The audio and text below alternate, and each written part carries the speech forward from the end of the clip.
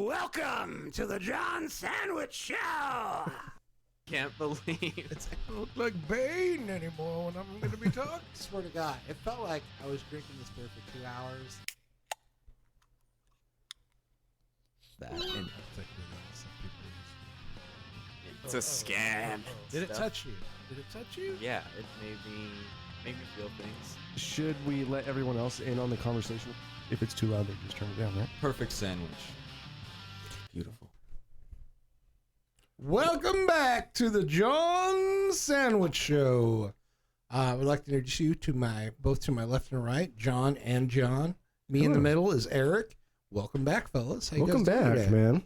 I'm doing young, great. man. John, you look very comfy right now. Do I? Yeah, you look like I do feel kind of sweats. Yeah, dude, sweats. Nice shirt. Fucking probably some comfy shoes going on right now. I'm all utility. You know. Speaking of which, I'm all actually, utility. Walking in here today, we're going to set up a whole new computer station. As I was walking into the studio today, I stepped in a big pile of dog shit. Oh yeah, Yeah, that's what I do, I guess. I step in human shit, dog shit. It's pretty interesting, yeah. Mm-hmm. And as I was stepping in, John was like, "Don't step in the," and I was like, "Plop." Never mind, you just Yeah. stepped in the shit. It's like, yeah, Eric was like, where's the dog shit so I don't step on it? And John Man was like, under your foot. Under your foot right now. You were Sorry, stepping man, you in the just dog stepped in shit. that dog shit. It's nice having an office dog though. Yeah, Yeah. interesting way to start. It's your its day. own reward. So, are you guys excited about the new setup coming up soon? I am, Dude, yes. We're gonna be able to go live here pretty soon. Yeah, More Set bits all per this shit second. up. Hell yeah, it'll be good. It'll be awesome. it will be awesome. I'm looking forward to it. How you guys doing today? Anything new? We should set up our webcam to do like 60 frames or something. Yeah, I think you it know, could that handle would be it. amazing. Yeah, it would be. That way you don't get any of this weird tracing. Yeah, just these smudges. I mean, it of still hands. looks good though. Like, it doesn't look bad at all. I mean, Yeah. If obviously you don't know it's what not you're 60 talking about, frames, watch but- it on YouTube. But if not, for our listeners out there, there's more listeners than there are viewers. So how are my listeners today? I'm pretty sure doing pretty fine. I Yeah. mean, that's what I do. Sometimes I just put our show on to fall asleep because it makes me feel closer to you guys. That's what I do. Aww. Oh. Aww. I'm just like, I want to hang out with my friends, so I'm gonna put on the John Sandwich Show just so we can hang I'm out. gonna simulate friendship.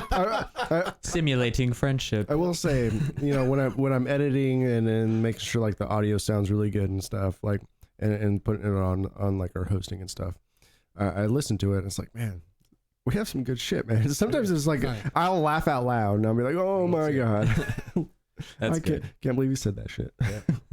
Dick pic episode was pretty funny to me. It sticks out in my mind. Made me laugh. I was like cleaning out my garage. I was listening to it, and we're going off on what a perfect dick pic is, and I was just like, laughing the whole time. Did we decide on what the perfect dick pic was? I think we did more No, artistic than anything else. I don't- classic. I don't think we've decided. That's for our guests to decide. That's true. They'll always, or our listeners Our to decide. listeners. Yep. Like every time we bring in a new guest, we'll ask them how to do a classy dick pic. That'll be Yeah. that'll be the go-to question. Our dick pic episode ended similarly to like 2001: A Space Odyssey. Yeah, It was exactly. very open-ended. Yeah. Let you decide. That's for our listeners to decide what the perfect dick pic would be. Yeah. It's up to you guys. So what are we drinking right now, guys? I'm drinking Mac and Jacks. Mac and Mac and Jackers. The thing that I order all the time. Oops. The thing that I order all the time at restaurants. Yeah. Because it's the best beer. Out of Redmond, Washington. Dude, I love this brewery. I do love. I it love too. this beer, the African Amber. We were drinking Mac and Jack's African Amber. It's very classic. It's your go-to. They pretty much have it at every bar out here. It's my go-to because it's high percentage and tastes really good. It's not like an IPA. Yeah. I like IPAs sometimes, but I know we talk about this a lot in this podcast, but this is my perfect beer. it is the perfect beer. And you don't truly appreciate it until you've had something else. Not as well. You can't just have a Mac and Jack and then go to, like, obviously I have a Bud Light glass here. It says Bud Light on there. Imagine going from a Mac and Jack to pouring yourself a Bud Light. Like, what is that? Yeah. electrolytes? You're pouring me water? What's going on here? Well, I get the same thing Is going this on Gatorade? like when I change up the keg a little bit, and I'll have a few different kegs in the kegerator, like a rotation of beer. And I'll go to like a restaurant and I'll order a Mac and Jack's. Like, man, why don't I have this in my keg right now? Right. Like, man, I made a mistake not putting this in my keg. Yeah. And it's Especially, everywhere now, which Yeah. is, I'm super proud of them because I went to El Paso and my brother ordered a Mac and Jack's and he's Oh, like, oh, it's there? the best one. Dude, you know what's And I was crazy? They're like, like hell the yeah. smallest brewery too, Are man. they really? Like they're Damn. tiny. Yeah. It's so damn good. It's because, dude, like their I recipe got for lightning this, in a bottle. like people try every time you see an amber beer, they're trying to replicate Mac and Jack's, and For you just sure. can't do it. Like I've had Alaskan amber, tastes like that shit's disgusting. There's just something about it on tap that's just. This isn't a sponsorship, Bravo. by the way. We Bravo. actually genuinely like Well, you can't get it in Mac bottles. and Jack's. Yeah, it's all keg. It's just cake. Yeah, this is not sponsored. Damn, they're It good. should be sponsored. That's They- class. I have Only seen keg beer. some cans in stores. But It's like their not- IPA. It's like not their the amber resolution ale, or whatever, yeah. which isn't bad, but it's an IPA. It's not the same thing at all. Do you think for it to maintain the Mac and Jack's African amber taste, it has to be keg? I think so. Yeah, I think so too. Yeah. I want to try their Hefeweizen. It just Which can't is be only put in in a keg. bottle. Really? I guess it's supposed to have some almost like a butterscotch undertone to it. Do you just do total liquor? Is that where you go? Total to Wine and refill? More, Total yeah. Wine and More. But That's it. you could go to Mac and Jack and like pick up kegs. Nice. Yeah. Do they refill your keg? Is that a thing, or do they You just give you a swap it whole? out. Oh, okay. Yeah. I don't know anything about keg using. So, Total Wine and More, you're able to swap out any keg for a keg. If you go to like Mac and Jack's brewery, you have to swap out a Mac and Jack's keg. Naturally. You can go in too though and just like get a growler full too. Like Yeah. you don't have to have the keg. Yeah. Mm. That's what's so great about having like all these craft breweries around here, man. Like there's so many, like that Crucible, that blood orange Hefeweizen that we were drinking at Brandon's wedding. That was really good. That shit was fucking amazing, Hell man. yeah. I went to Crucible 3 weeks ago, one of their new brewery in Woodinville. And I was just fucking hammered there, man. It was awesome.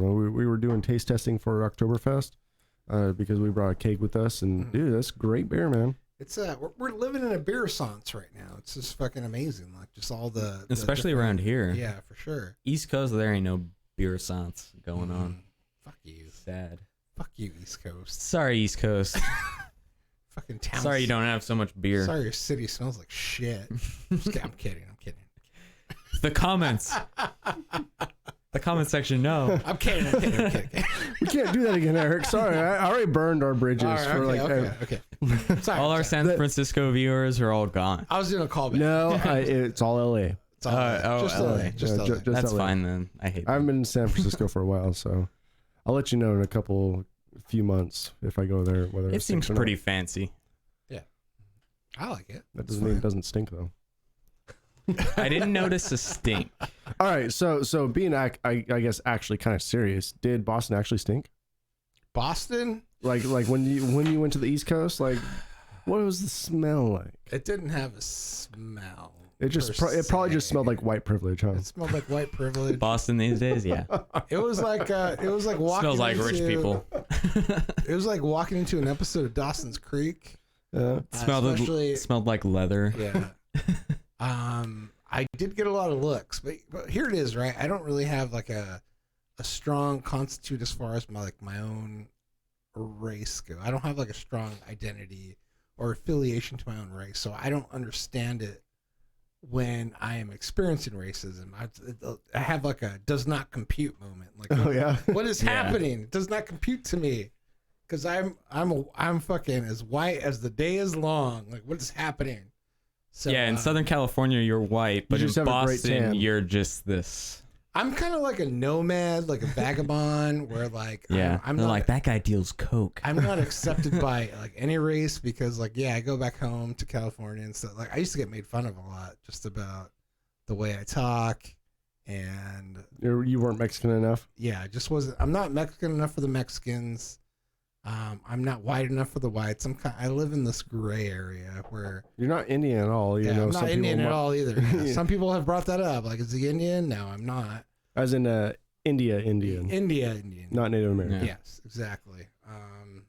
Even though you have some Native American in you. I do. That's freaking. I'm very ethnic when it comes down to it, but I just don't act that way, but is there a certain way you're supposed to act? Like if you're ethnic, like Nah, it that's just doesn't make any racist sense being to me. racist. I think that's more racist to assume that. No, it's just racist being stereotypical. Yeah. Like, well, I am Spanish or Mexican, so Yeah. I better act like a Spanish or Mexican. I'm just Eric, dude. Like Yeah, fucking, just I Eric. grow back. I'm just Eric, man. You know what's crazy? So I've been doing a lot of like not research, but like I watch a lot of documentaries and stuff. And you know, like pretty much all of Mexico, they used to be just like pretty much Native Americans. Like they were Right. Native Americans with like the Incas and Mayas and all those people until the Spaniards came and pretty much pillaged every single village. And the Spaniards came and now all of a sudden they're Spanish. They did so much fucking. No, I'm just kidding. No, they So- did, man. Yeah. So pretty much like the whole Mexican culture is because like the Spaniards came and like pretty much pillaged and pretty much took over Mexico. It used to be just Native Americans. Yeah, there's this show in El Paso called Viva El Paso, which if you're from El Paso, you know exactly what I'm talking about. But it tells the story of the Mexican people. It's simply Spaniards came over, had babies with the Native Americans, and boom, you got Yep. Mexicans. Yep. Yeah. And that's what you have. Well, what's just crazy, they adopted their language and everything. And can you imagine a time or imagine like anything that were like, what if the Spanish didn't take over the Mexicans or the Mexico, like the little continent right there? Yeah, it'd be a much larger amount of Native Americans, I believe, with like Dude, you Native, think, Native like, American you cultures, know, like, because I'm not- Mexico is like all Catholic now. I'm not trying to sound like a dick, but like, do you think like the Native Americans, like they really got the short end of the stick of like Oh, everything, absolutely. right? you know? are not wrong in, You know, in like thinking that. they got conquered in every aspect of everything. Yeah. My shit's so muddy too. I did the whole fucking ancestry.com. Uh-huh. So like Like the DNA swab Yeah. and shit, yeah. so I'm 48% Native American. 48%, really? 48%, Wow, yeah. dude, That's a good amount. Did you know, Huge. like, dude, that is enough percentage to like get like scholarships for your scholarships? kids even. Well, I have to go get aligned with a tribe, I guess, in order. and like have to be you accepted can get by like one. money for that and Yeah. stuff. Like, dude, like they give percentages out to like 20%ers. Yeah, like 1/8 I think is the minimum. Like you could like Honestly, get like man. monthly checks from the government for being like that much Native American, Pay me, motherfucker. right? Like can't you? You can save on. I'm sure you can. You can Like save on like one of college. I'm pretty sure one of our listeners doesn't he get one of those? I think so. Yeah, Yeah, I think that's right. Yeah, yeah. yeah. I got to look into it. It's like I'm 48% Native American, 20% Spanish. I mean, but if you don't need it, why Yeah. why like take advantage, for right? sure. I think I'm only like actually 8% legitimately Mexican.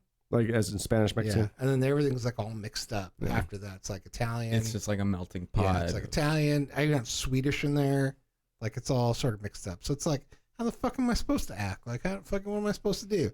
Like I'm only like once removed. I mean, if anything, I guess you're supposed to be smoking peyote and Yeah, for like doing sure. all that stuff. You know, I mean, that'd be legit. you're once removed from what?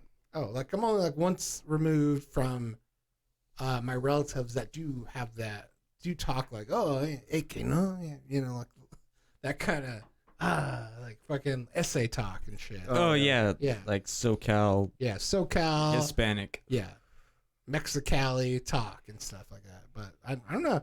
We just weren't raised that way, I guess. And I don't know if that was if that was done on purpose to like breed that out. I'm not sure, but just the way we came up. It's not my fault. Yeah, it's possible that your parents or grandparents thought like we want to give our child I think the there best was- possible yes. outlook and future. I Let's think- teach them English. I know a lot of Yes. families in El Paso that you can only speak English in the house and stuff, and you only really speak Spanish to your grandma because we want you to speak English. We want you to be out there in America doing as much as you can in America. Yeah. Like, you can know Spanish, but we want you to know English. We want you to be in school Yeah. and go to college. I think there was as an American. certain push a couple years ago, and I think it's not just me. I think it's like a lot of families that were facing this, just like a way to assimilate with just American culture and stuff. And I think they raise their kids in that certain way, and I'm a product of that. I think. Just Which I think that did help you to survive in America. Like, and is it a crime to articulate? I'm sorry, I don't think it is. I think it's fine. Dude, story of my life in El Paso. Like, I was raised by a police officer and a physicist. Like, the words that I would say just got me made fun of only. Sorry. Like, I got made fun of. I was just tweeting to our, no our problem. listeners. Yeah, tweet it, man. And I think there is a certain, and I felt it too. I think even my kids feel this way too. There's like a certain stigma, and there's also like bragging rights, kind of like when you're going through high school and stuff too. Because I used to get made fun of all the time.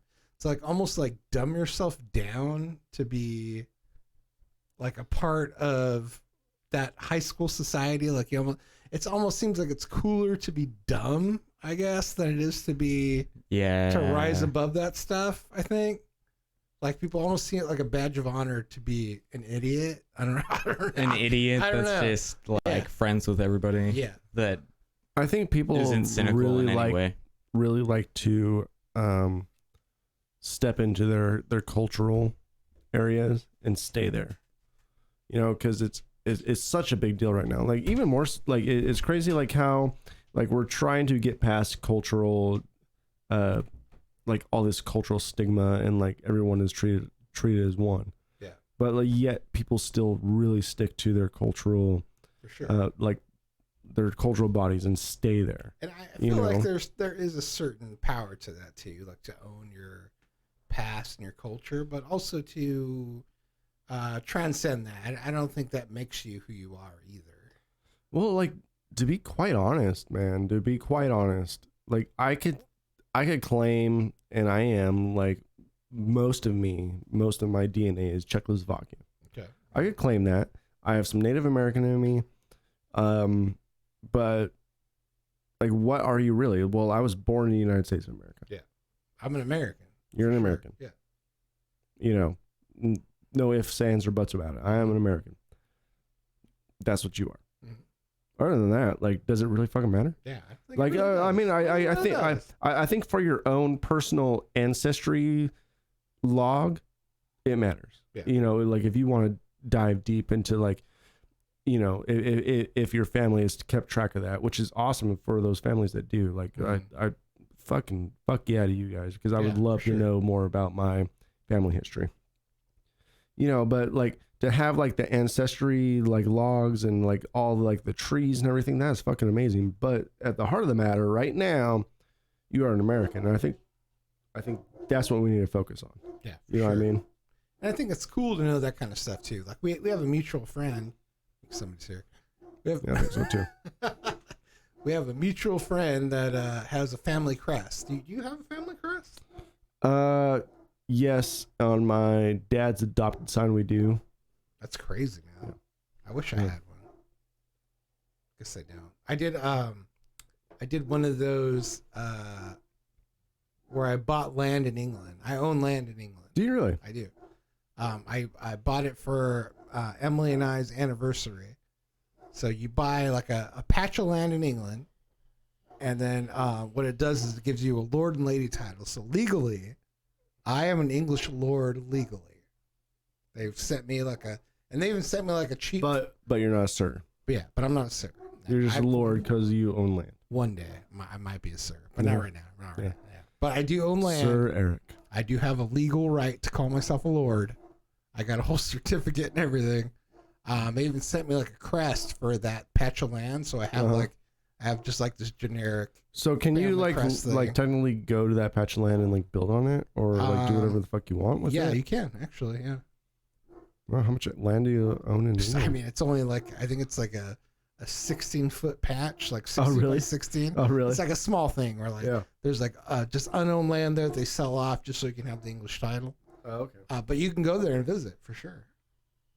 So it's cool. Next time. I own this land. In England. I've never been there. Dude, so next time you're in England, you need to put like a fucking stick, be like fucking Renteria. This is mine. Just you know, this is fucking mine, there. motherfucker, you know. Fucking A, dude. I got the coordinates and everything. You look it up on Google Maps. It's there. So you actually own property in England? Yeah. I own property in Idaho. Oh, dude. Yeah. You still? Really? Yeah. Oh, that's cool. Water rights and everything. Nice. That's cool. Yeah. Where's it at? In Blackfoot, Idaho. Farmland. Nice. Grow whatever the I fuck you want over I saw there. a documentary not too long ago. It dealt with Pocatello, and I was like, oh, I Yeah? know a guy from there. Yeah. What documentary I was it? forget what it Was it was. about one of the murderers over Well, there? I think I'm pretty sure it was. I Yeah. watch a lot of true crimes. It probably was. Yeah, I went to that high school. If it's the documentary I'm talking about, Oh, and really? it happened like a year after I graduated. Shit. What happened? Huh? What happened?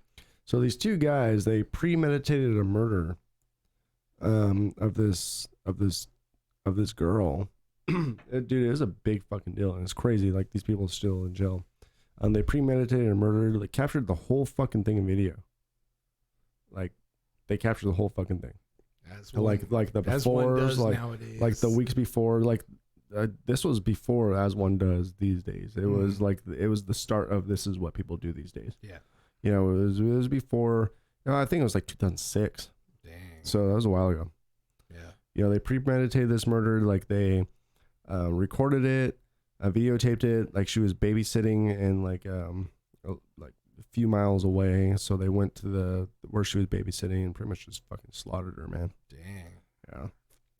Some fucked up shit. Happens a lot these days. It really does, man. It's fucking sad. Like in my news feeds, I swear to God, I can't go a fucking week without hearing like about school For shootings. sure. There's just one on Friday where fucking. Wasn't there two? There was one in like Los Angeles and one in Santa Clara, right? Yeah. Oh, same. I think it was the same Oh, one. was it? Oh, they just grouped it in like Yeah. one area. 2 people died and a couple injured. Just it's fucking wild, man. Yeah. And the shooter just barely died today. Yeah. So I guess I'm timestamping this episode. But yeah, Yeah, the shooter just barely died today because he pulled the gun on himself. He didn't die immediately, but he just died today. Yeah. Of course, like fucking, I was all interested because I'm Southern California, Yeah. born and raised and stuff. So I looked it up. Yeah, it's just fucking wild how this stuff keeps going on. Like fucking, what kind of person does it take to pull something off like this? Like fucking. Mental instability. Yeah, obviously. I mean, it's got to be, right? That's Yeah. what it is. You don't.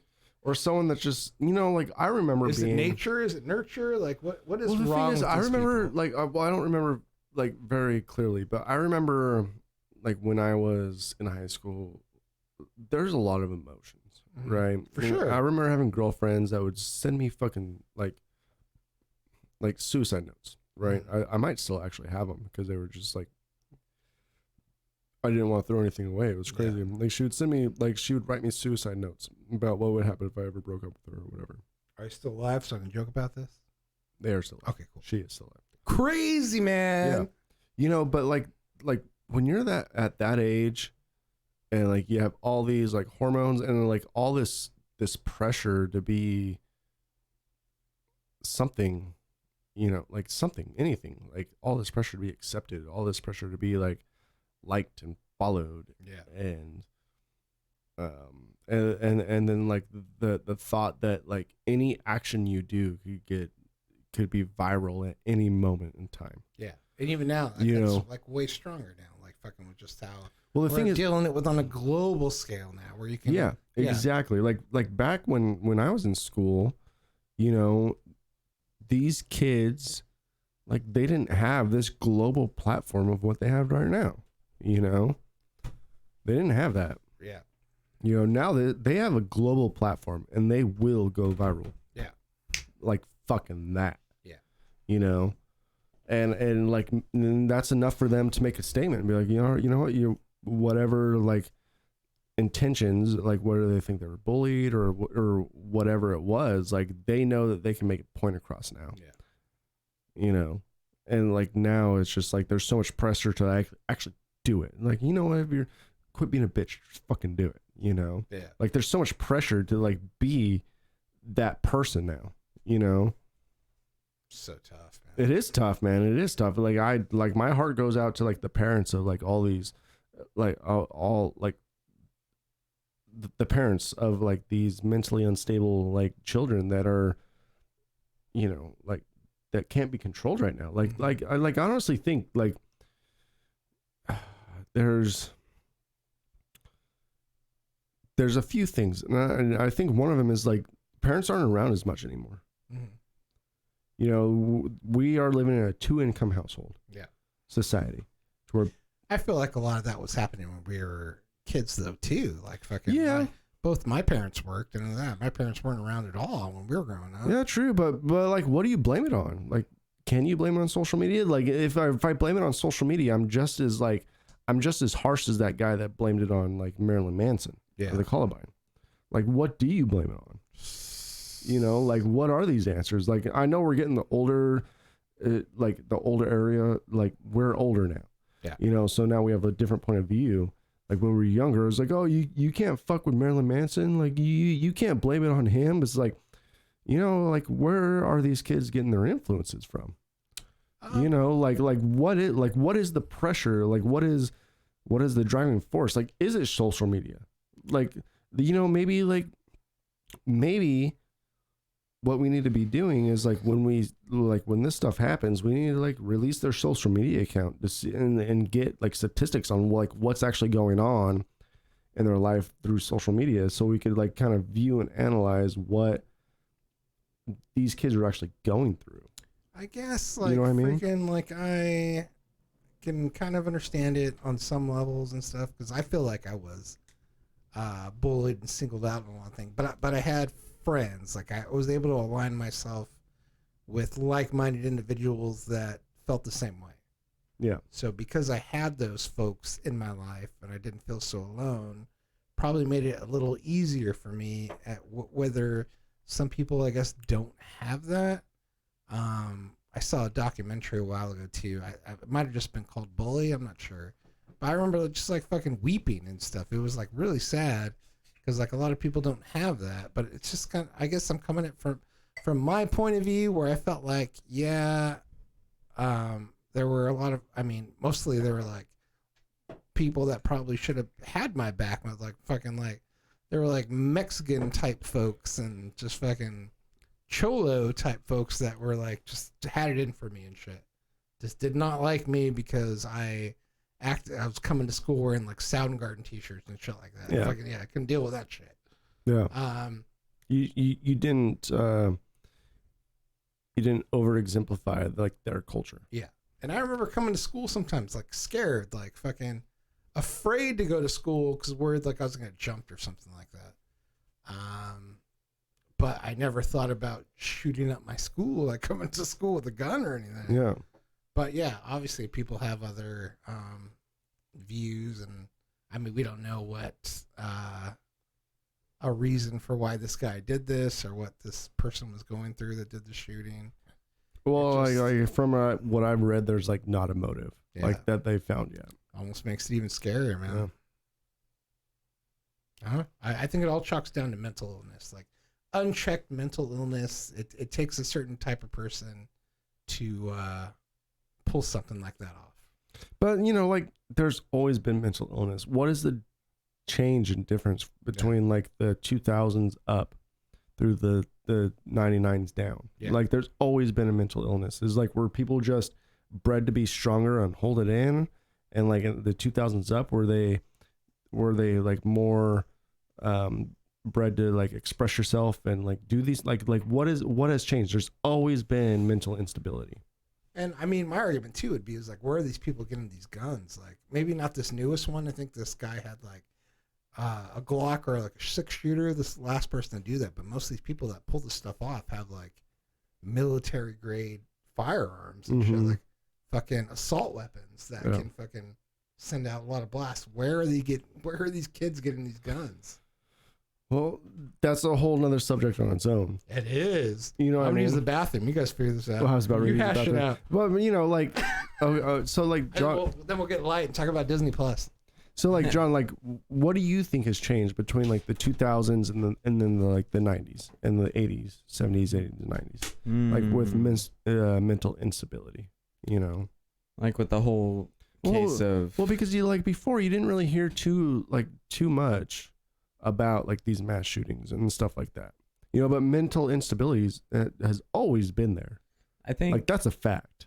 in my opinion, I don't really have the facts, but I think people these days have a lot more time in their lives to like just sit around and stuff, and sometimes just sitting around and not having like an easy goal in mind, because it's a lot harder to find yourself in a world where everything is readily available to you.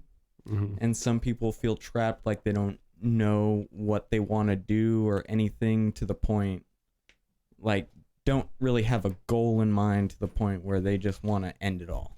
Well, don't you think in the 90s and earlier that'd be more of an issue? Because right now, like, everything is readily available to you. You have social media, you have Amazon, anything you could ever think of that you wanted, you could have on the with your phone. But before then, like, you had to go search for those things. You know, so like, in my opinion, I would feel more alone in this day and age in the 90s and earlier than I do now, because right now I feel like I have everything that touch my fingers. Yeah, you know? But you also didn't grow up in like the 2000s era.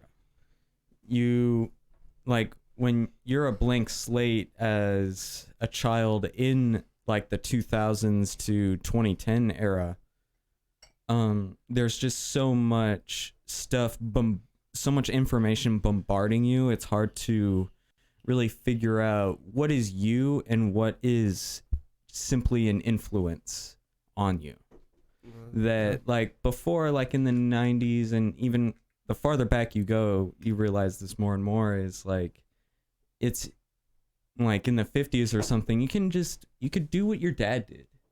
Like, your dad could get you the job and get you there, and you'd have a house and everything and stuff like that. True story. But nowadays, like, your parents probably lived through like the recession and all these other things, and like companies are a lot less prone to like giving people careers. They give you a job but not a career more often than they did before, and I think that scares people.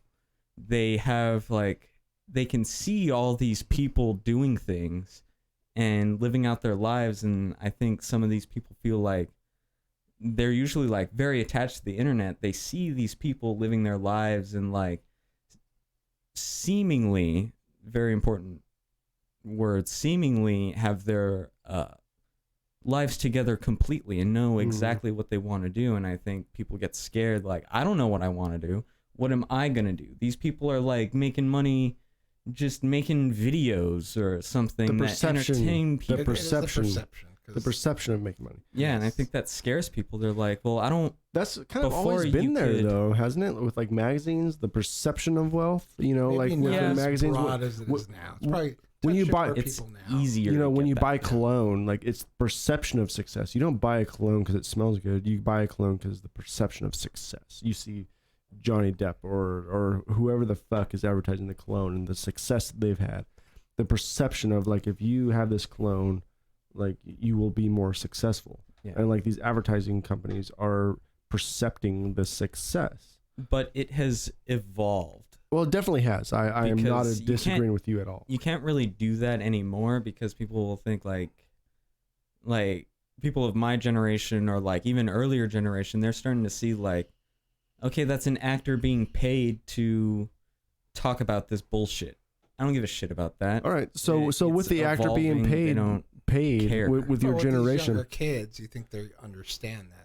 Yeah, so my question to you, John, being this younger generation, and like these kids understand that more, why is it more difficult to be accepted, and why, like, there's too much choice in the matter. Everything is free and open door and stuff because we've learned to like let's have an open door, like the older generations have learned that.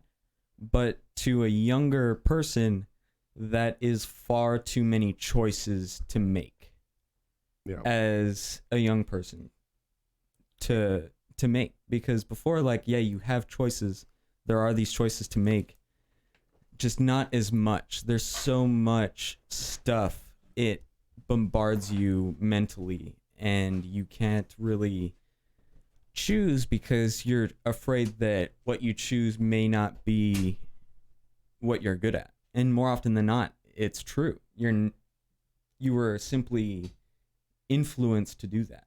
Yeah. It's like a lot of kids want to be like a graphic designer or a video editor or something that's fun and stuff like that. But like that's not the reality of you. True. And stuff. While it influences you a lot, that may not be what you are quote unquote meant to do. Mm-hmm. And just having all these choices in front of you can really make you go nuts, you know? Yeah. It can make you go nuts. Have you ever had those moments where you have so many video games that you don't know what to play? For sure, yeah. Or you have so many channels to watch. I'm a Steam customer. That's a common problem. Yeah, you have so many choices, yet you don't want to do any of them. And imagine all of those games were free. Yeah.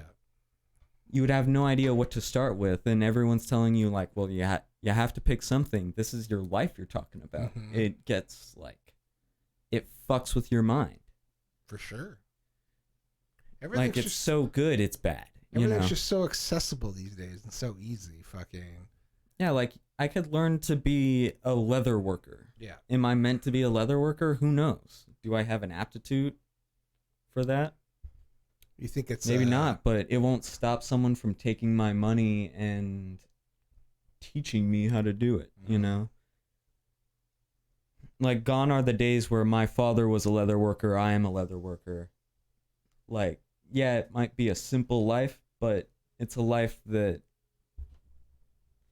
you don't have to make decisions on, you know? Do you think it is an issue of identity and stuff? Just like... I think it is an issue of identity. You want to be good at something. Most people, they see the media that they come out with these days where people are good at a subject or something, like Indiana Jones. Yeah. He's smart. He's doing stuff. He's classic archetype. Yes. You want to be good at something you do, but sometimes you're not good at something. And like you have all these readily available subjects, and it's like, if I'm not good at this, what am I good at? Yeah. I only have a million other subjects to review to find out what makes me happy. For sure. Yeah, I get that. And each of them costs money and time and effort. So it gets scary at one point when you've already made a couple of choices and both of them have like not worked out for you. Here's the part that I find scary, really, is that this has now become so commonplace. The news cycle is so quick, and we just like rush through all this stuff, and it's now these like shootings and these mass killings are so commonplace now, where they can just come in one day and just be gone the next, and nobody's talking about them. Like, that's fucking lame. Like, Jesus Christ. Like, fucking, we're talking about issues that will affect people's lives for years to come. People dead, people injured and stuff like that. People that they're affecting these people's lives in the long term. And the reactions that the people in power take on these things. And it's like, let's, because like fucking shit like gun control in the NRA is like such a hot topic. It's just like fucking, let's just ride the wave, get through this, and just move on to because tomorrow there'll be another news story. And that's it's pretty dark, man. Well, it's weird too, because I feel like these politicians, what they do with these stories and these, well, they're not stories, with what's going on, is they're like, oh, we'll focus on gun control, we'll focus on this, we'll focus on that. But does anything really change? And will gun control actually really help anything? Yeah, I haven't seen any real big what I mean? change. Yeah. In my opinion, like from what I've seen, there's no change. What do we want? It's been years. I mean, because like even in this state and plenty of other states around, you have like background checks and all this stuff. And California is like one of the most gun control states there is in the union. And, people find a way. I mean, yeah, that's the tough part. Shit, yeah. We can talk about gun control. We can talk about background checks and maybe like mental checks and stuff before you can get one. bottom line is these people are going to get guns no matter what. So how do we solve this issue? Well, it goes down to it parallels with any other issue that we have in this country. Like, how do we solve this? Well, it's here. How do we solve it? Well, there's a way to maybe alleviate some of the pain, but you can't solve it. You can't solve mass shootings. You can't solve gun control. You can't solve homelessness. You can't solve the drug epidemic. Like, there is so much going on right now. Like, we are not going to live in a utopia. Yeah. It is how do we... That's the way we're going right now. It's going to, like, how do you alleviate some of the pain? You know, like, I don't know. And I think that's where we need to step up as American citizens and really think about, like, what we're doing and these people that represent us. We're voting in these people that represent us. Mm-hmm. That's why we vote. We vote for people that represent us. And are those people really representing you? That's the problem. So we come down to that Batman issue. Because the only thing I fucking see in politics is millionaires and billionaires in politics. I never see an average, middle class, average Joe running for office. Yeah. You know, the average Joe is what makes up this fucking country. Do you guys... And if it is, it's some actor that's like, this is Joe. He's an average Joe. Who was that one guy that Obama always had? And I really, some actor guy. And I really feel like that was the appeal of Donald Trump. It's like people almost thought he was just an American worker. Businessman. Because he talked. He's a businessman. He talked for the American worker. Almost like riding the line. Exactly. He was following the gray area. Exactly. And that's why he got elected. He was, he wasn't a politician. He was a businessman. A businessman should make this country great, right? He was boots on the ground. I feel like that's kind of the issue, especially with this past week and everything that we learned, is that he is a businessman and maybe more out for his bottom line than anyone else's. Well, that's the fucking problem with business, is everyone is out for their bottom line. Yeah. The thing is, no one is representing us for the betterment of humankind. We live in a sad fucking time, I'll say that. I mean, we could go to a 100% socialist system. It's not going to work because no one is going to accept it. Mm-hmm. Like, no one's going to accept that. No one is going to accept for working for free and just getting the stuff that you deserve to. Yeah. You know? Yeah. And this whole thing called human nature, anyone given an exceptional amount of power will eventually, like, cut corners and do whatever's easiest for them. Well, that's the issue, right? Well, people with power want more power. Yeah, or they're just not going to give a shit because they have theirs. Yeah. What do they care about you? And that, like, this whole grand scheme of things is really hard to pinpoint, like, how to fix things, because you can't fix things. Yeah, there's multiple people in the world. There's multiple solutions. You just can't put some duct tape on it. And that's what our leaders are doing, is fucking duct tape. Duct tape, duct tape, duct tape. Push it on to the next guy. With enough water and enough sun corrosion and with enough beating, that duct tape will fucking fail. True. In this state, particularly, we are the most taxed state in the union. Look at what's going on in this state. We're getting fucking taxed up the asshole. And, like, they have fucking full-blown control of whatever we're doing. Like, we voted for $30 tabs. You know what the state is doing? Suing to get, like, they're suing to get that law, like, repossessed, pretty much. They don't want that law, so they're going to sue the fucking whoever they're suing to make sure that law doesn't pass. So does our vote really fucking matter anymore? If you could just sue every time you disagree with the vote? We voted for that shit. When you voted for the SRT3 tax, when we all voted for that, you deceived the Washington voters. Yeah. You promised all these fucking new public transportation systems.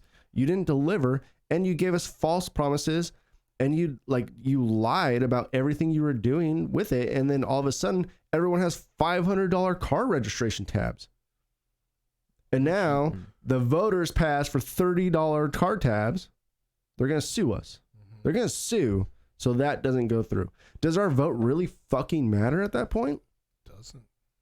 Where does the corruption stop? Where does it end? That's the tough part, right? And fucking even just with like gerrymandering and shit like that, fucking, it doesn't. I know people like say vote or die. It almost seems like that shit doesn't matter anymore. I don't fucking vote anymore, dude, because I can't handle it. Because what am I supposed to do? Yeah. What am I supposed to do? Yeah, they'll always, they'll always weasel out of it. Like it is a vote or die thing. It is a vote or die thing. But you know what? You're gonna vote, and you vote for these policies that this representative is promising you, and nothing fucking happens. Mm-hmm. Nothing fucking happens. The reason you voted for this person, nothing happens ever. Nothing fucking happens. But we all just keep fucking moving along, trying Raise to keep the that tax status every quo year. going. It's tough. We do need like a shakeup, and I think like a lot of the reason why Donald Trump was elected was because he was promising some kind of shakeup with there, but it's the same old bullshit, man. It's the same. Dude, he's shooken up more than like anybody else has. I would argue, right or wrong. I would argue it's even more worse so than it was a couple years ago. I would argue it's gotten worse. The amount of corruption and back dealings and stuff, I think it's worse than it ever has been before. The economy is good. Economy is good. That's the only reason why The Dow is up. I'm afraid he's going to be elected again because the economy is good. But I mean, the way things are going right now, everybody's predicting that we are going to hit a recession. What we have going on right now, it's not sustainable. That's why I feel sorry for whoever comes in next. Like, let's say Donald Trump does get voted out and a Democrat gets elected. He's not going to get voted out. Let's say he does. A Democrat gets elected. Because, like, right now, we're not on a great path. Shit's going to be going down here pretty soon. Whoever gets elected next, or I hope it's him, too, so he can take the fall for all this. We are about to enter some dark times. Well, okay, so I will play a little bit of a devil's advocate right now. People have been saying that for 4 years with Donald Trump and the economy. Oh, it's just a thing. It'll pass. Next year, he'll get it. It'll be a huge recession. Last 4 years, everyone has said that. Like practically every 6 months, we're going to go into a huge crash. And then in every 6 months, every quarter, it goes up. Yeah, I hope we do, so I get a house finally. See what happens. You know, like the mortgage rates are fucking at an all-time low. Building is at pretty much an all-time high. Like fucking this, like even like we are in a state of like where China, like we have all these tariffs and all this stuff going on, and our economy is still doing good. Like I'm not trying to be a pro-Trumper, but like I get what you mean. You know, it's hard to say those words. It's hard to say like he is doing a bad job financially and economically. I would say it's more of an uprising from the last administration than it is from what he's done. Are you sure? It's been 4 years since Obama's been in. For sure. And these things take a while to get put into place. I mean, fucking that's the way it works and shit. Like fucking. So what if he gets elected and it's still this upward trend? It's always been a decline, and it's proven like every time a Republican takes office, when the Democrat comes in, we are coming in from like really, they take the shit end of the stick because from everything that was done those past couple years, they're dealing with all those fucking changes that were done that are actually fucking starting to take place in real time. And when they take office, like we're entering into declines and shit. So it is an uphill battle. Well, the thing is, the same could be said for a Republican. All of their stuff, all the Democrats' rules and regulations and all this stuff, it takes a couple years to get. How do you feel about like EPA rules and shit, like all the stuff that's been rolled back? Like obviously, I think it's bullshit. It's done to create more jobs, like for sure. It is. Yeah, So like that part's good, but in the grand scheme of things, It's fucking over everybody. yeah, for sure. I mean, we are in a the thing. You know why it works? There's though? no easy answer. You know why it works? There is no easy answer. There is no. You know why it works? Why? It's because we are in a here and now society. How are we doing here and now? I'm in a tough spot because I have kids that are going to need to grow up in this world that we're creating now. Like, I need to answer for that one day. Like, shit, they have to take care. It's not just me taking care of mine. It's going to be them taking care of theirs too, years from now. You know, like I have a weird opinion about this, and my opinion is generations have been saying that for generations. Mm-hmm. Arguably, though, we are in the worst shape we've ever been now. I'm sure other generations have said the same thing too. Arguably, That's I'd true, say yeah. we're not in a worse situation than we are right now. Maybe ethically, we're in like maybe top 5. Yeah, and give it Economically, no. ethically and like public opinion. Public no. opinion, you know, But maybe. like when you But you have to think like Great Depression. or wars, True. if you take war You statistics, have to take 2008. death 2008, the statistics. 2008 recession when everyone lost their fucking house and went into foreclosure. We're probably fucking 2 steps away from that shit though. Nowadays, Yeah. like fucking, Could be. We're there. We're there, man. Like fucking, it's probably gonna happen. The problem is why it's not. The reason it's not going to happen. And I'm not economist, or whatever. Economist. Economist. Our economy's doing good. I'm gonna hashtag economicist. when I get Economicist. it'll be spelled out economist. Our economy's doing good. People have jobs. People are working. home. Arguably, they are. I have a job. Arguably how? You have a job. Like I do, you know, but I know a lot of people that have been steamrolled out of jobs. Like nobody, especially like in our business and stuff like that. that's your. The thing is, okay, keep going. Come Yeah. on. So there are people, businesses are, I mean, it seems like it's doing good, right? And stuff like that. But yeah, like, especially with like all these, factory jobs and stuff like that, there are a lot of factories closing down right now. Like all the stuff that Trump ran on to save these jobs, a lot of these factories are closing. And that hasn't been widely reported on. Well, okay. In my business too, there has been more cuts in the past year than there has been like in years past. It's scary. Yes, I have a job. Thank God I have a job.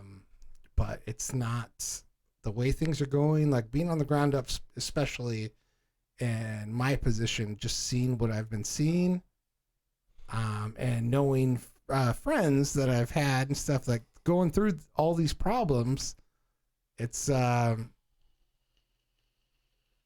not sustainable long term. Like I have people hit me up too in California and stuff like that. Like folks that have like 2 jobs that still can't support their families. It's fucking bullshit, man. Well, that's also a California problem. That's true. Okay, so the factory jobs Still doesn't make it right. Still guess doesn't make it right. Let's get back down to factory jobs. Those factory jobs are probably going to be losing anyway. And I have a feeling, well, I don't have a feeling, but like, isn't that what the Chinese tariffs are for? Is to bring back these American jobs? To make it more profitable for Americans to keep the...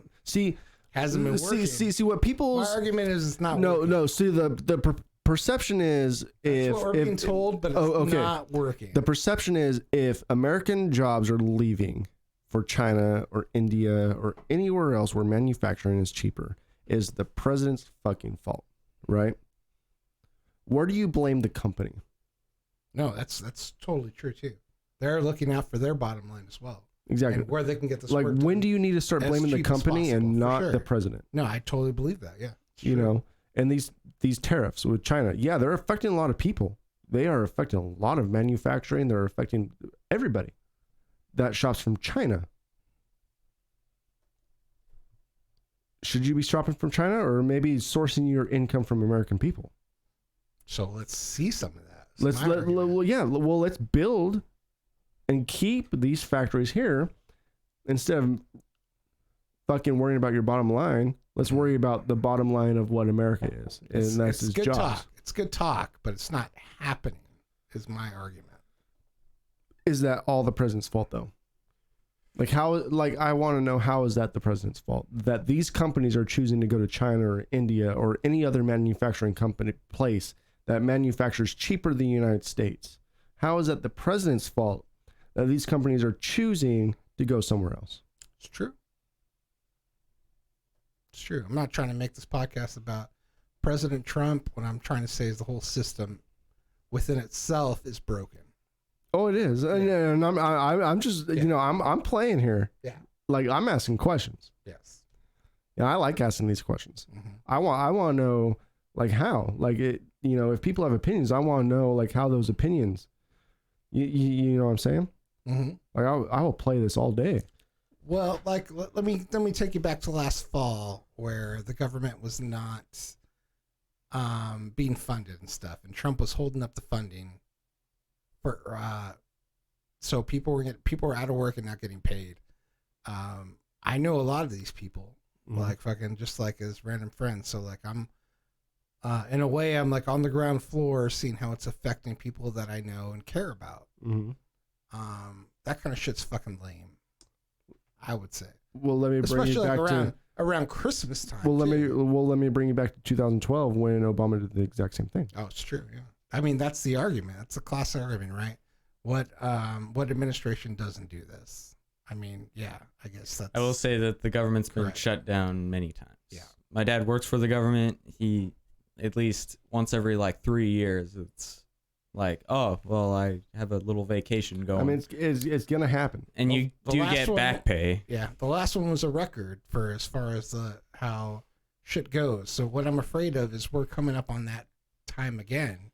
Because of this whole impeachment thing, are we going to be able to make a deal? Like, is this going to be I mean, the worse than it gonna, was last year? How is that going to affect you, though? It's not. How is that going to affect the majority of the people? It'll affect the people that I care about, I would say. Those people are going to get back pay. Do they get back pay? They do. Okay. Yes.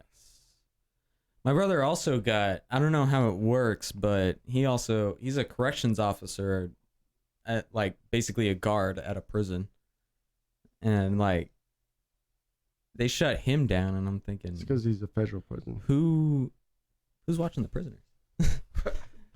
Who's there right now? If you're not there, who's there? Like these are all like all my federal though. I would love to have funded. Like I would love to have on this podcast like people that are more politically active than I am. Yeah. This is a lot of hearsay too. Like, I'm not politically active. It doesn't affect me personally, but yeah, it would be interesting. I will say one thing. Somebody point of view who it does and stuff to see how they. I will say one thing, like, and what I've gathered from politics is the thing that affects me most is state politics. And if you're gonna vote state politics. I don't vote federal at all. Yeah, if you're gonna vote, definitely do your local. Do your local. The more local, government. the better.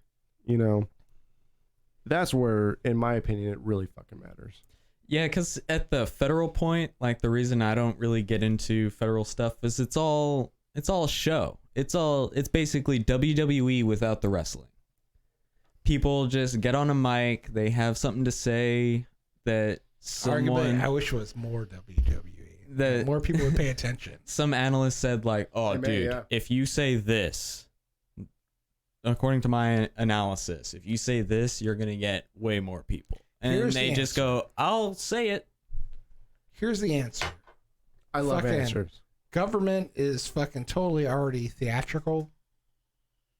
I say go fucking balls in, balls deep, and make it more WWE. We have Devin Nunes on fucking things saying, "Let me tell you something, brother." Like we need that type of theatrics. I want to awaken people around here. Like we need fucking that. Maybe that's what Trump is doing. Yeah. On the mic, maybe he might be a secret genius. He's getting people into it. He might be a secret genius. I don't know. I think he's an intentional heel designed to Like, he's an intentional heel to get people to get behind certain things. So he acts like a dick. So in order to, if there's an issue that arises that the government wants heard, he just says some dickhole thing about it, you know? And then suddenly it's flooding, that whole scenario is just flooded amongst Twitter and Facebook and all this, and he then succeeds by like pushing that whatever that subject is, because it's like, if he really wanted nobody to talk about it, he would have offhandedly like mentioned it and it would be a footnote amongst the thing. But no, what does he do? It's like, oh, the pipeline or whatever.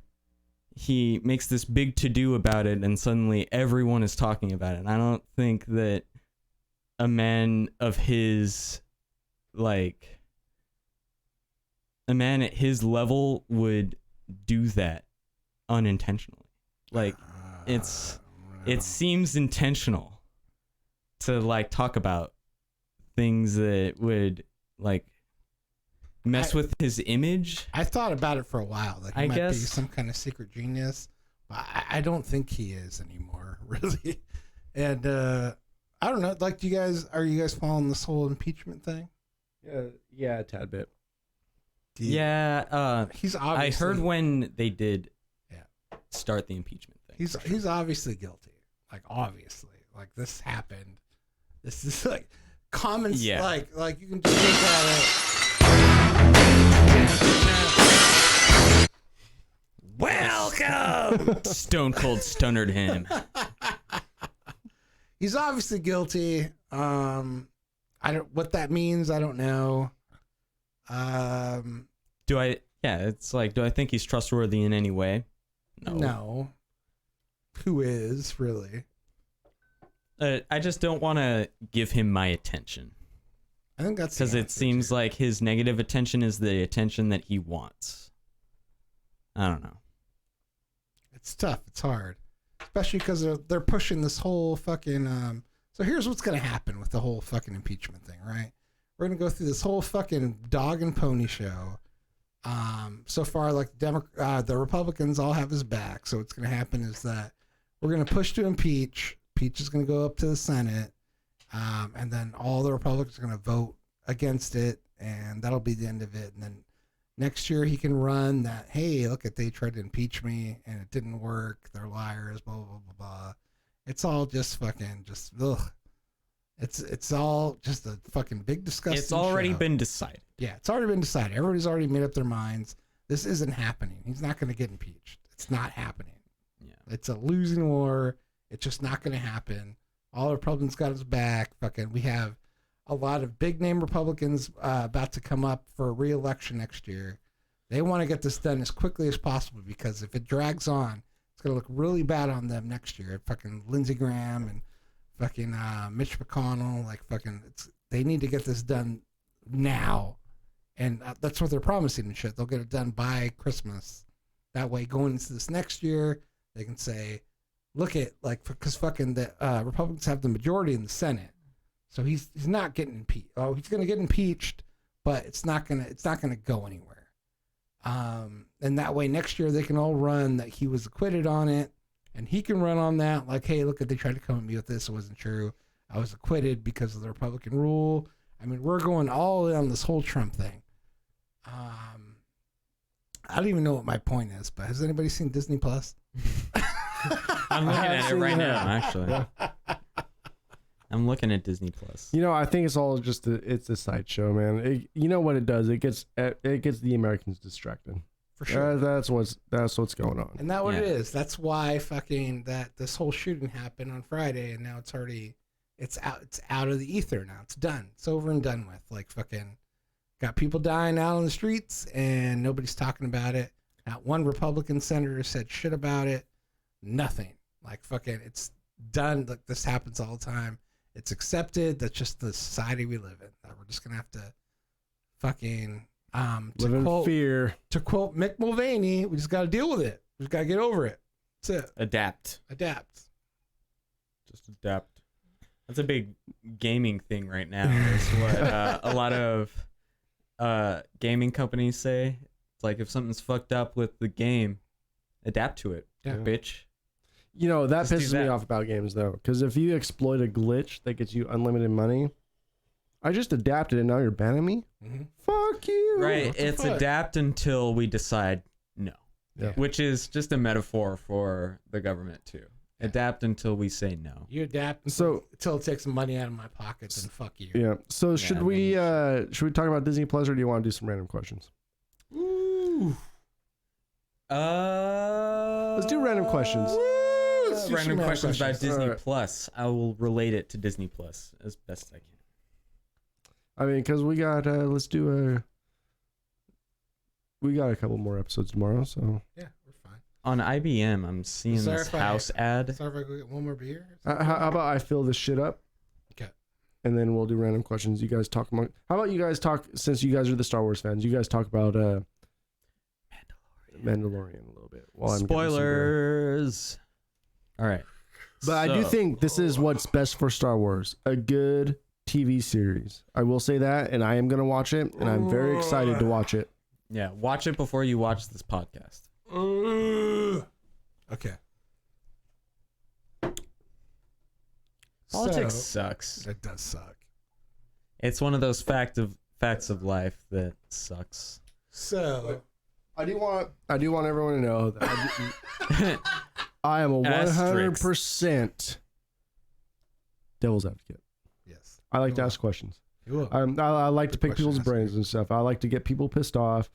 I like to get people thinking. That's what's great Like, about America. You know what I mean? Like, I like to get people thinking. It's not because like I'm a Trump supporter or a non-Trump supporter.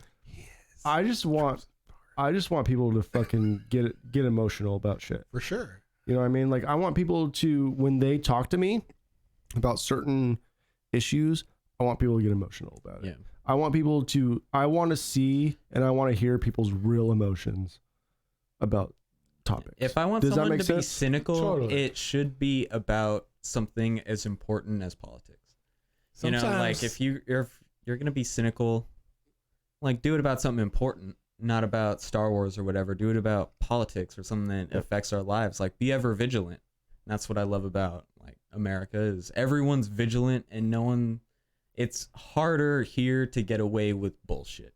Yeah. Because somebody somewhere is gonna call you out, and I like that people out here are willing to straight up call some billionaire out. You know, like if I mean, arguably, we still live in the fucking greatest country. We won the lottery. We won the lottery. We do. Being born. I'm where living we're in at. Chateau de Germain. Chateau Germain. You know, like I have beautiful. fucking vineyards, apples, fucking cherry Yes. trees. fruits of his labor, literally. Yeah. Mhm. You know, I'm just waiting. Sitting outside, ready for him to. You know, I'm just waiting to reap. bake a pie. We're gonna build a wall around John Man's property. And we're Keep gonna all the- save it. Keep all the raccoons out. None of the riffraff. Anyway. Oh, yeah. Dude, I fucking love Disney Plus. So- it gets me hard as a rock. Can I tell you guys a little bit about Disney Plus right now? It is an amazing service. Arguably, the only corporation that could possibly pull something off like this is Disney, where you have just pretty much all the content you'll ever need. Almost seems like the only streaming service you ever need. There's so much shit on here that you can watch between Marvel and your Pixar's and your Disney content. I mean, it is the greatest. When I was watching it, though, I was wishing that Disney made, like, the quality of Disney merged with horror movies, I think would be an incredible thing. Here's the thing, too, right? I want scary movies made by Disney. Like, 'Cause they own 20th Century Fox with a huge catalog now. yeah, When is that going to be included? I think give them like half a year, like 6 months. They'll definitely come out with some 20th Century Fox, but I think give them like a whole year, and they'll be coming out with some good IP For that they sure. could put on there. I think that's why they We talked thought this about before. buying. Yeah, They have the Simpsons on there, but like fucking, Yeah. you have your Die Hards and you have like Aliens is Fox, yeah, Predator is fucking- dude, Fox. Come on now. I think that's what I want to see. I want to see just a bit more adult stuff. Like, it doesn't have to be sexual or anything, but I want something that the creators of these shows that are really good to make something that's not super Disney oriented. I'm all for family enjoyment, togetherness as a family, and watching everything watching something that your kids can watch too. I get that. But I want to see that quality in like a horror movie. That'd be nice. And I think they're in a position to really do that, you know, with owning 20th Century Fox and having Disney Plus. Like, I get before you had to release a theatrical movie, put it in theaters and put your name on it, that they might not want to do that. But I think now, just like Netflix does, they can throw shit at the wall on Disney Plus and see how it does. You know, they can just throw shit at the wall and find out what works and everything. And I guess I just want them to experiment more. Not so much with the family fun, but with anything they want. Anything that the creators want to do, they should be willing to put on Disney Plus, you know. For sure. Because the way they organize it, it's really easy to just find what you're looking for. You can go to the kids section, you just click on the Disney section and you're there. But add like a 20th Century Fox area that kids are going to be turned off to, and put some of the more adult-oriented stuff. That's what Hulu's for. Yeah. And, like, it doesn't have to be sexual. I just want some, like, good quality, like, maybe horror or suspense or, like, spy thriller. Well, that's what Hulu's going to be for. They're going to put all their adult content on Hulu. I don't want to buy Hulu. Well, you get I wanna it buy with the Disney. package. Yeah, but with ads? I don't want that. Isn't that free Hulu right there? Is Hulu with ads is just free Hulu, right? No. I paid, Or do they have free Hulu, which is Hulu very, with very, ads, very limited. and then Yeah. nah? I think the services I have right now are Prime, CBS Plus, Disney Plus, and HBO Go, I guess. You have Netflix? That's what I got Netflix too. So yeah. I guess that's just a given. Everyone has Netflix, right? Everyone's got Netflix Yeah. nowadays. I have Netflix, Disney Plus, Funimation. The only reason why I have CBS too is for fucking Picard in January. Oh, I'm excited about that. Yeah. Yeah, I have Netflix, Amazon Prime, Disney Plus, Hulu, now ESPN Plus. It's exciting. Which is Disney. I got it with the bundle. So a couple things that I've seen on Disney Plus that have been really good are pretty much like just the documentaries and stuff. The Imagineer, which I was like totally the most excited about. I've only seen the one episode of it. It was fucking fantastic. Like, I think every viewing that I've seen on Disney Plus has given me an emotional response from it. Every time I go on there to watch something, it gives me some kind of emotional response where I'm just like fucking eyes watering and stuff like that. That Imagineer episode was fucking deep and great. They have a Pixar short on there called Float. Have you seen that yet? Float? No. So it's about like this. It's just like a little 7-minute. If you haven't seen it yet, fucking watch it. Little 7-minute little vignette of a dad who's playing with his kid. And he's like blowing fucking, just like fucking, what are those called? Fucking those weeds and stuff. And they have like. Oh, dandelions? Dandelions, yeah. Blowing dandelion. The kid blows the dandelion and starts flying away. And like he can fly. And like the neighbors are all looking at them all weird. He grabs the kid and he's like, oh my God. Like I can't. The kid is flying? Yeah, kid's flying. Okay. So he grabs his kid, like tries to hold him down. And then goes and hides in his house and he's like all afraid. And then flash forward a couple years where the kid's like starting school. Dad's like fucking looks tired as hell. He's been hiding his kid all the way. He's like putting rocks in this kid's backpack to keep him down. And they're walking to school and they see all these kids playing at a playground. And he's like looking around like, oh, look at all these kids playing. And he looks down at his kid and his kid's gone. And he's like looking around. The kid's like flying around the fucking playground. and he goes to like retrieve the kid, grabs him, starts dragging him away. All the kids want to do is fucking like the whole thing's done without any audio at all. It's just music. And he's dragging this kid away, and the kid's crying because all he wants to do is play with the other kids. And the only fucking dialogue in the whole fucking thing is he turns to his kid and he's like, "God, why can't you just be normal?" And the kid's like lowers his head and starts crying. Dude, I was like at home and I was like, Niagara Falls. I'm like, oh my God, so deep.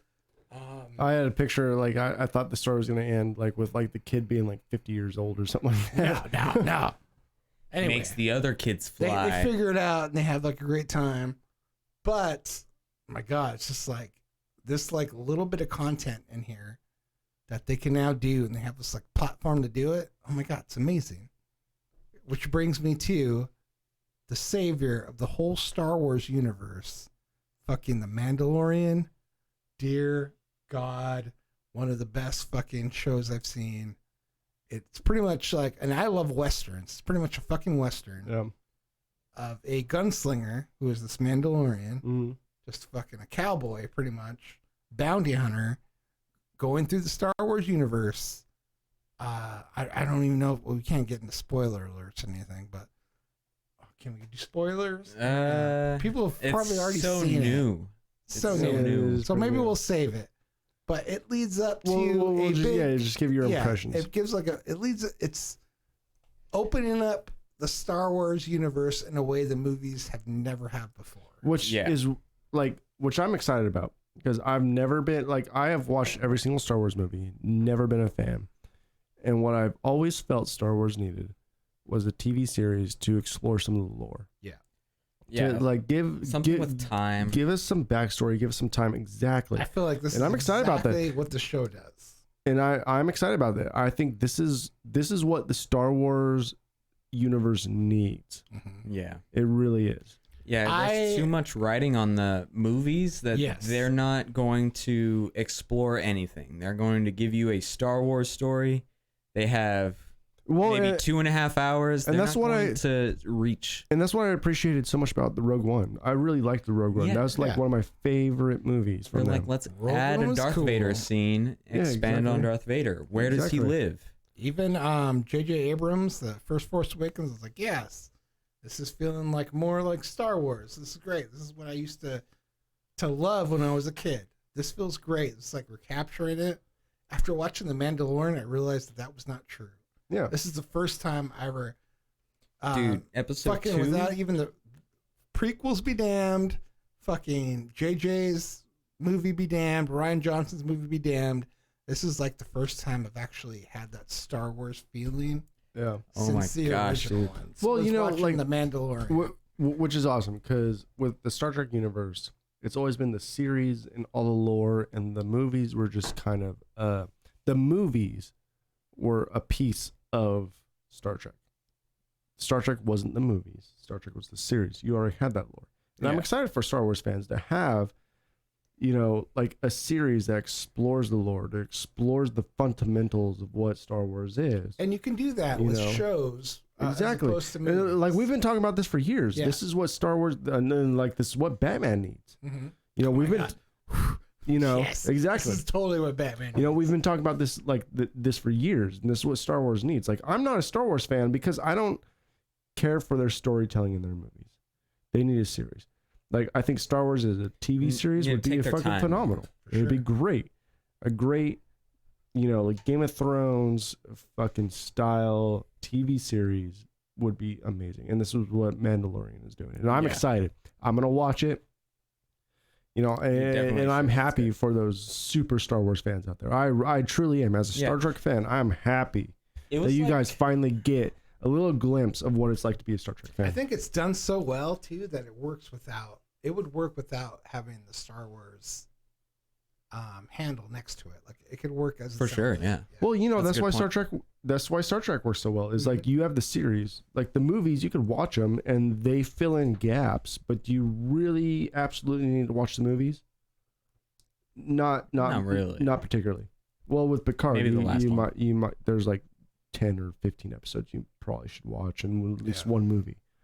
You know, but other than that, like, the movies are just an extension of the storyline, you know, and that's something that Star Wars, their storyline has always been the movies, and you could only tell so much within 2.5 hours.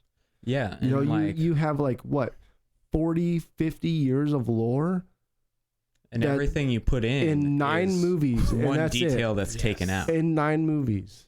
You know, like how, and it is all you know about what I that mean? build up too, because fucking, I will tell you that even just that 2-minute, that last Picard trailer, 2 minutes, I was just like, oh my God, like it's so, but because you have that lore that's all built up, you like, know everything that's going on. You can fill in the you can fill in the blanks and shit for yourself, and you're like fucking, oh my God, you're excited. But like the Mandalorian and Star Wars, they're just barely venturing out into that. Yeah. So like you don't know what's going on right now. And I think that's the amazing part too, is that it's not really following anything, and you're not really expecting it to, like, it's not. You can actually be surprised. Yes. I will say this firsthand from a diehard Star Trek fan and someone that's watched every single Star Trek or Star Wars movie. I do not like Star Wars. Like, I do not like Star Wars how it's been presented to me. I am truly excited for you guys. Thank you. To experience this, to experience what it's like to have a true lore episodic adventure for you guys. I'm excited for you guys. Dude, like, I'm excited to watch it. Episode Honestly, 2, you never knew. You never knew what you didn't know about certain species. I don't want to give it away at all. But like, because I'm gonna go and watch it tonight. Like, I'm so excited for you guys. I'm like, this is awesome. They expand on a certain species that you know and love, of course, extensively in episode 2. And you learn about how they live and stuff. And I was just watching it this morning and I was like, hell yeah, finally we get some added lore. It's not just and I think that's always been like the biggest debate between Star Trek and Star Wars is like, it's a I could debate Star Trek all day because I have so much lore behind me. Unless you've read the Star Wars books, which has pretty much been omitted now. Yeah, it's completely gone. It's completely gone. Canon. Like, you guys have nothing.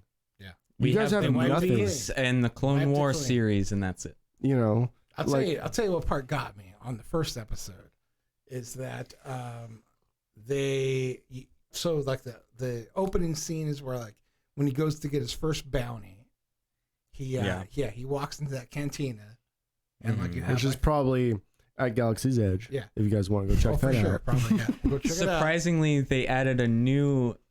Again, on expanding the lore, it wasn't it was new music. It's new music, yay! And it still slapped. You know, it was very bassy. If I remember correctly, it was like someone with a bass going. What I absolutely loved was that they had it was like a cantina filled with aliens, and like a lot of them didn't speak English. Like there were like a lot of subtitles and stuff, and like it was like and they had like one alien there, but he was like he was like, hey, what's going on? Like he was like a regular dude, and I'm like, for some reason it just felt like so fucking awesome to me. It felt classic and good. Classic. What a good character, dude! I'm excited. That's for you why guys. I was telling John, man, it kind of felt like a Star Trek episode because you know it just had some characters who were practically made by practical effects. It was a dude in a suit. And it didn't follow. The best part. It was just pure imagination. Is it wasn't following by the same archetype and the same rules. It's not about the Skywalkers. I will say this. It was something new. Ever since I've known Eric, this is the first time he has not been disappointed by Star Wars something. It's been an uphill battle since we met to defend Star Wars. Because I was like, just wait and see, man. Well, it's coming. The big one's coming. After every movie, I'm like, nah, the next one. Just wait and see. Now I can say, now you will see. Now you'll see now. But then you'll find the magic. Then I get to say, you just wait and see. See, this is awesome. This is awesome fucking banter points because Star Trek is like coming back up, and Star Wars is coming back up, and we got like this huge, like we are entering the Monday Night Wars right now. Oh, we are Star man. Wars. We are. We Star really Trek. are. man. They're gonna Star keep pushing each other. Yeah. Every week we're gonna talk And trust about you me, man. the Trust Star you me. Trek episode. I and the will Star watch Wars every episode. single one of Star Wars. You know, just so I could be educated enough to say I don't fucking like it. You're gonna like this one. I think. No, I have a feeling I'm gonna like it too. Yeah. Like, you know what? It's Honestly, pretty good. I've been saying this for a long time, and like what I've said before, this is what Star Wars has needed for a long time, and I'm excited, man. If Star Wars could bring me into the lore and like make me a fan, that's awesome. Yeah. And I'm hoping for that because I want to be a part of it. You know, Yeah. I want them to make me a fan, but before Mandalorian, no, I just Well, wasn't. the Like, big difference, I like, can't right- get into it. Right. You know? So you have like these base movies that came out and they're like fun and people seem to like them. Then you had like prequels that come out and they're like, well, we have like the council and freaking, you know, we got like a government story. This is like the first time in a long time where Star Wars is like fun. Like it was a fun thing to watch. Mhm. I had a great time. I loved it from fucking the beginning to the end. Yes. Watch Mandalorian. Oh, I'm going to. 5 stars. And I Beautiful. encourage all of our Great. listeners and viewers to watch it too. You know, because Get like that Disney Plus. you know, especially the Star Trek fans, man. Like out there, like I know there's a lot of Star Trek fans out there that like don't watch the Star Wars series and movies and stuff. I encourage you to watch them all because if you're gonna not like something, you have to be educated on not Yes. liking it. You know, and that's one thing about me. I've watched. Yeah. And I've watched I've watched deleted scenes. I've watched everything about Star Wars. Arguably, Yeah, though, I especially will if say you're a science fiction nerd. the best thing on Disney Plus, The World According to Jeff Goldblum. Amazing. Yes, that is amazing. You know what? He is. No, hold on. He is the new fucking Mr. Rogers. I think he is. He's got that mantle. I think. Dude, you know what? Okay, there's another thing I really love about Disney Plus. See as positive. There's another thing I really love about Disney Plus is every single old movie that you've watched is in super high def, Yes. and it It's is like- amazing. It's all Blu-ray quality, Yes. like Little Mermaid, fucking Lady and the Tramp, the old one, fucking Sword in the Stone, all high def quality. Because I own all those movies on VHS. Nice. Yeah, You because know. that was what we were watching Aladdin the other day, and I was like, "Holy shit, this is Yeah, like it the looks Blu-ray great. cut or some shit." Yeah. And Like all, it's looking nice. It all looks fucking great. I even like the whole layout of it too. And Yeah, well, that's good. Have you noticed when you click Disney, it's like it shows the castle, and then Yeah. Tinkerbell goes Yeah. over it, Yeah, and it's yeah. a whole thing. They have You're the like, whole you're thing with now the in balls. Disney. Dude, so that's If you one go thing. to search too, you can search by decade too. That's Oh, kind wow. of awesome. Oh, Eh, I didn't You know, know that. that's So one much thing. content. So Disney, I compare Disney to Apple. They never skip out on the details. You know, Apple and Disney, it's all They're about kind the of detail. yeah, The they kinda have a littlest, similar tiniest thing. The thing that, like, I would say 99% of people wouldn't recognize or see or view as a big, significant thing.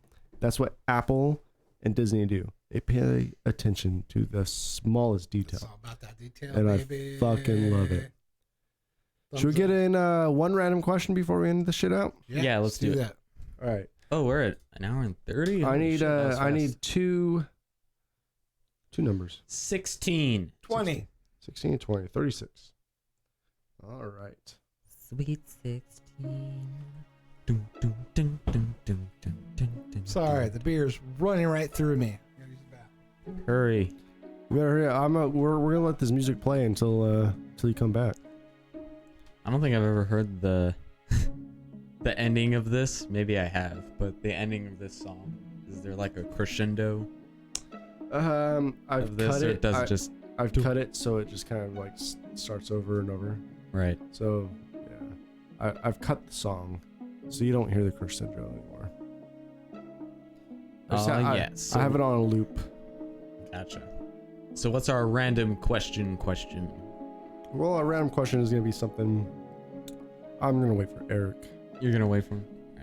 Might as well. Does it right? pertain to him? So how do you feel about being a information man? Information man? Yeah, What do you mean? Oh yeah, I love it. I've just Yeah. been surfing the web while you guys talk. that's awesome. Hopefully finding something that's Oh, dude, you've been very useful in our Useful. in our podcast so far, which has been amazing. This is nice with the all new. I don't know if it's new, but the Microsoft Surface works great. Yeah. That's just a review for you. All right. Look, for 36, our question is, what is your ideal birthday? Not the date, but rather your idea of the way you'd spend it. My ideal birthday is just my family and friends going, hey, happy birthday. And then leaving me the fuck alone. And then leaving me alone and only care about what I want to do, which is probably stay home and sleep, or maybe if I'm feeling wild, go somewhere. But If you're feeling wild, you'll podcast. yeah, for sure. Podcast and stuff. We are going to podcast on my birthday weekend, though. That's for damn sure. Woo, that'd be great. I'll let you guys know when that is. John Man Podcast. Just spoiler alert, is not this coming up weekend, but the weekend afterwards. That'd be good. It's gonna be a nice time. Yeah. Eric, My ideal birthday would probably be to come here to podcast. Then I would leave and I would go see a movie. It's at a place that served alcohol. And then I would top that off with dinner, oysters, probably Taylor shellfish. Definitely the oysters for Yep. Eric. And then I'd come home and then I would beg for sex, and that'd be my ideal birthday. all right, that's a good birthday. I don't think I could top that, but I think I would growl. my ideal birthday. God, man, I am tongue-tied today and yesterday. My ideal birthday would probably be the same. I'd podcast in the morning. Probably do some pre-funk, go out to dinner, hang out with some family, do the thing, and bake for sex. Here's to beg for sex. Yeah, beg for sex. You know, some nice shaven legs. How else are you gonna get it? When they care enough to shave their legs, yeah. Yeah, that's when you know it's special. Married life, baby. Married life. That's when you know it's special. When they shave their legs, you're like, finally, the John Man is getting back into action. You can always tell. You know, I guess that begs it. Like another comment is like, you could always tell, like when something special's happening. Oh, for sure. Like when you've been in a relationship for a long time and those legs get shaved, and they point it out, like, hey, guess what? Shave my legs today. It's not just that either, too. Like, fucking, my girl gets on me about shaving my face, too. Like, you gonna shave your face tonight? And I'm like, does that mean sex? She's like, yeah. I'm like, clean this up. So when I see Eric with a 1-day stubble, that means the night You before. go, hey, congrats, Eric. Congrats. That's why you're extra special tonight. That's why you're happy. That's why this pod has been amazing. You're happy tonight. All right. Awesome pod, guys. Yeah, I think when you get older, you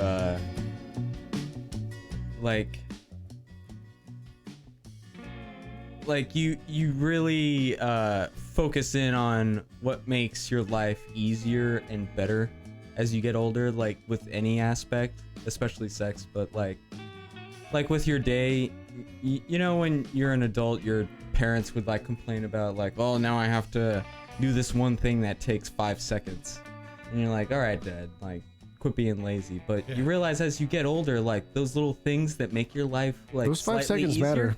It matters, you know, like that shaved face, it matters. Yeah, it really does, man. It makes it, you know, it makes it easier. when you get older, it's all about the detail. It's kind of like Apple and Disney. It's about the detail.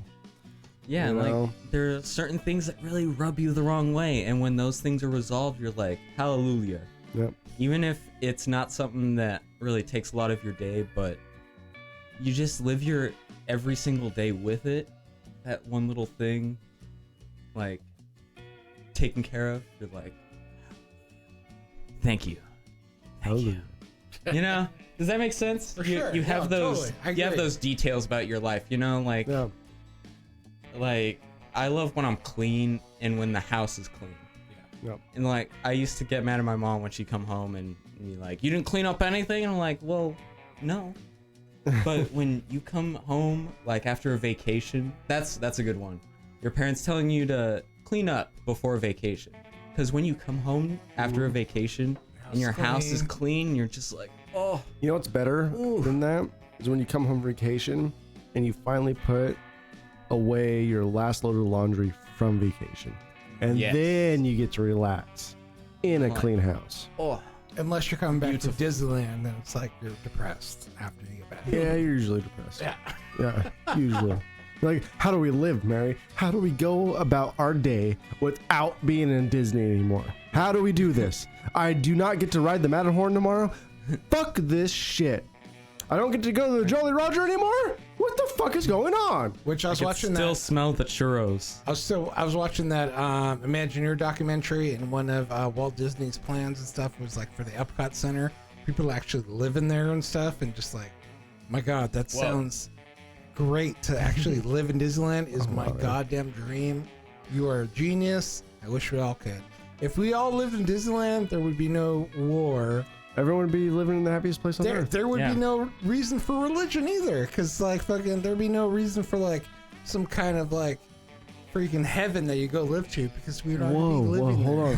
Hold on. We would already be Hold on. living there. It's like, Hold on, Eric, think the about this. parade is Think about at this. the end of the day. you don't need Generations heaven. from now, are people going to view Walt Disney as a god? I would hope so. And then we'll start a new religion about that, about like what used to be? I think I'm about to start that religion and get You tax should. exemption, Disneyism. Disneyism, and make this happen. I think that's the way to do it. Dude. We just came up on something. But anyway, I We can think talk about this if more anything's tomorrow. going to be a religion, it could be Disney. Yes. Disney religion. Hell yeah. oh, speaking of apartments, so did you know that Walt Disney actually had plans to do this was a separate documentary, a second apartment that he was going to live in more full time, above the Louisiana, above the Pirates of the Caribbean. Mhm. He had an apartment up there. There is an apartment there now. Like, and from what I understand, what the rumor is that sometimes they'll walk around Disneyland. Like, you can only stay there if you win a contest. Yeah, you Every have now to and win again, it. They So- will walk around and they will offer that to guests So every now and again. it's not an apartment anymore. So they turned it It's into a not? conference room. But oh. Walt Disney himself was getting plans to build that for one of his own personal apartments. Yeah. And Well, he has an apartment above the Yes. fireplace. Yes, so this was going to be his main apartment, Okay. but he died before it was finished. So And where is that? above Blue Bayou? Pirates of the above Blue Bayou. Now it's a conference room, so you actually can rent that out for like 20 or more guests, but it's like $20,000. But everything That's is it? catered and stuff. That's it. Yeah. But so I'd try to swing that. That'd be great. I want to own a theme park, dude. Like That'd be my dream. Just one night. Let me stay one night in Disneyland. Let me just walk through let it. me spend one night or like one weekend in Walt Disney's apartment. That'd be amazing. They still keep a light on for him though. They sure do, man. Yeah, they keep a light on above the firehouse. You where know- we used to stay. Okay, dude, we're setting this fucking in stone. We are gonna do a podcast, John Sandwich Show, Disneyland Adventure. Yes. We got to do it. Yeah. You bring your girlfriend and your kids. We'll podcast every night about our experiences, and then we'll just In have a the great ass Disneyland fucking hotel. time. Great ass fucking Arguably, time. this is the greatest man that's ever lived, right? Walt Disney. I mean, I haven't I'd say digged so. too deep. I haven't digged too deep on it. I know a lot of people say like I don't fucking think too hard about it. Nazis and stuff like that. Like he might have been involved in like some Nazism. Yeah, fuck that shit, On the man. internet. And I you know don't what? believe it. I don't believe it at all. it. You don't do that and then create Until they it's a come small out with world. like a Finding Disneyland documentary. I hope they don't. Dear God. You know Disney. You know the Disney Corporation would fucking No. shut that shit down. You don't fucking feel that way and create it's a small world. I'm sorry, you No, don't. you don't. Yeah. You're right, man. You really don't. The small world, dude. That's iconic, man. That just This is a guy that just cared. Cared. yeah. Every ounce of his being he cared. And I'm so glad that he left it in faithful hands that seem to care too. For the most part. I'm glad too. Yeah. But made it not just at that extra. note. John Sandwich 2. Follow us on Twitter. Ask us your questions. John, Twitter handle. ThurstonQ on Twitch. Hit me up. Any other Play notes? with us. Any other notes, guys? Nope. See you guys later. See you guys next week. Peace out. Peace.